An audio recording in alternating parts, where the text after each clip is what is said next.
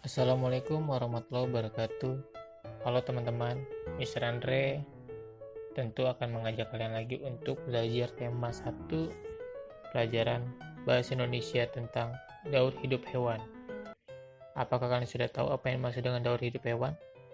Nah, tentunya kalian sudah tahu ya berbagai jenis-jenis hewan. Biasanya kalian bisa melihatnya di halaman rumah, kebun binatang, taman safari, dan lain sebagainya. Sekarang Mr. Andre akan memperkenalkan kalian tentang daur hidup hewan berdasarkan kelompoknya. Daur hidup hewan itu dibagi menjadi 2 kelompok ya.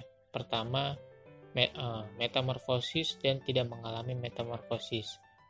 Hewan yang mengalami metamorfosis, dia terbagi menjadi 2 jenis.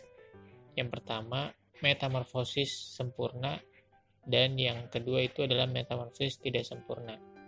Nah, sekarang kalian sudah tahu ya pembagian daur hidup hewan. Sekarang kita lanjut lagi ke pembahasan berikutnya.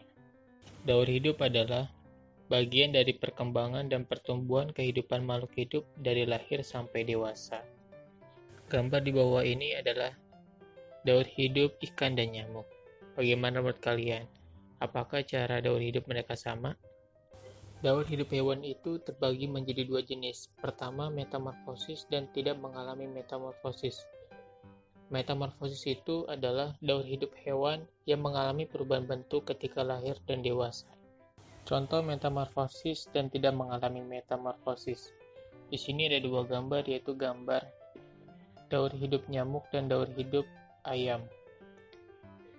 Perbedaannya itu adalah daur hidup nyamuk memiliki 4 tahapan, yaitu mengalami dari telur, berjentik-jentik, pupa atau kepompong menjadi nyamuk dewasa.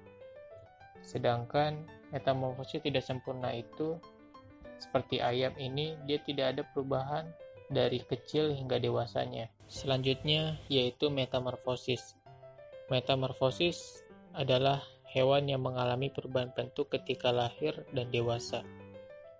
Metamorfosis itu terbagi menjadi 2 kelompok, yaitu metamorfosis sempurna dan tidak sempurna.